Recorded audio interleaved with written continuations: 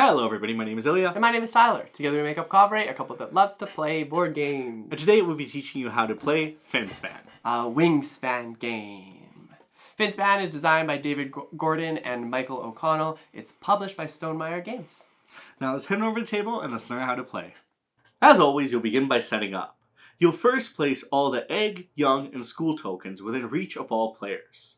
You'll shuffle the 10 starter cards and place them in a stack face down. And finally, you'll shuffle the 125 fish cards and place a deck face down next to the starter fish cards. You'll place the achievement board in the center of the play area and choose which side you wish to play with. Side A is recommended for first-time players, while Side B randomizes weekly achievements and grants a bonus 3 points for the player or players who receive the most achievement points that week, so a competitive element. You're now ready for player setup. Each player will receive an ocean mat, choose a player color and gain 6 divers of that color.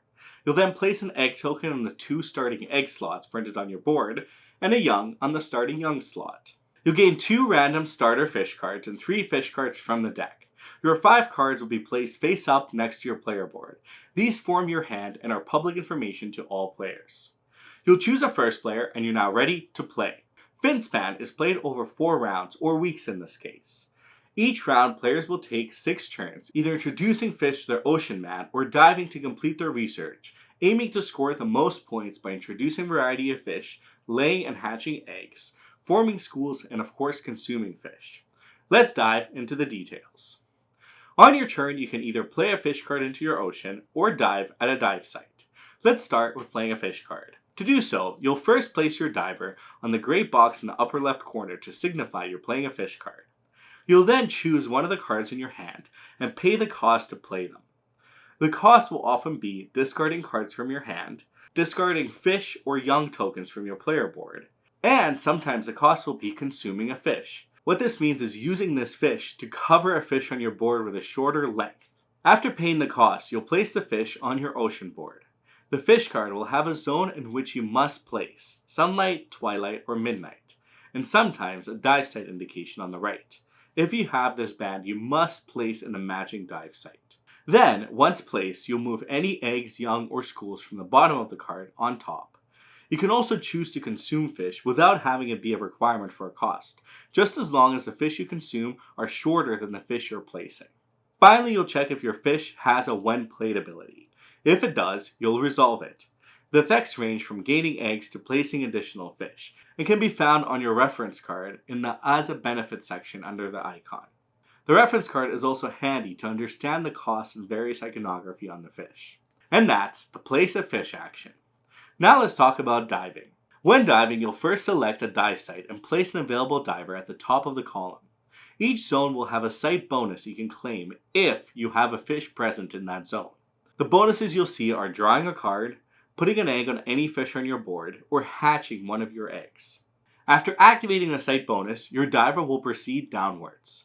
If any fish you come across have if activated ability, here's where you'll take the corresponding action.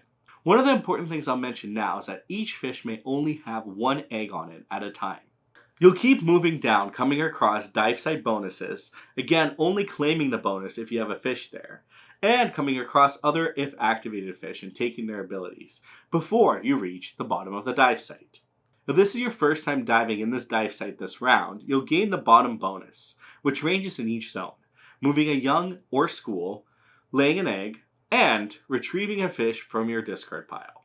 Let's quickly chat about this icon in action. When playing fish, you'll discard cards into your own personal discard pile. The reason for doing so is that anytime you come across this icon, you'll be able to choose fish from your discard to bring back to your hand. This allows for some creative decision making on your turns.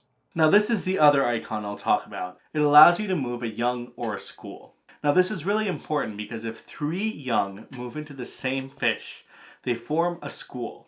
You cannot have more than 1 school per fish, and schools cannot move through other schools. But they're really important because they'll score 6 victory points at the end of the game, instead of the 1 per egg or per young. And that's the dive action. When every player has utilized their 6 workers, you've reached the end of the week. You'll first gain points based on this week's achievement. If playing with side B, the player who achieved the most points will score an additional 3 points.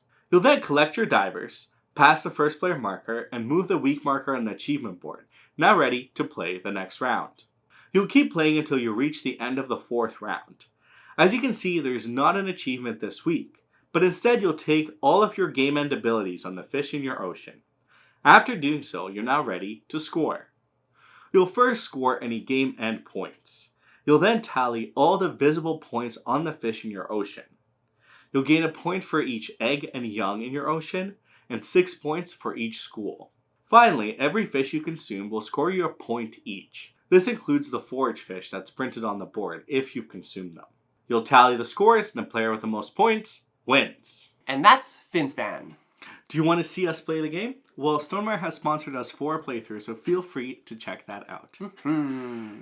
And if you have any questions, feel free to leave them in the comments down below. We'll get back to you as soon as we can. And of course, if you like this video, hit that thumbs up, hit that subscribe button, because we love chatting board games.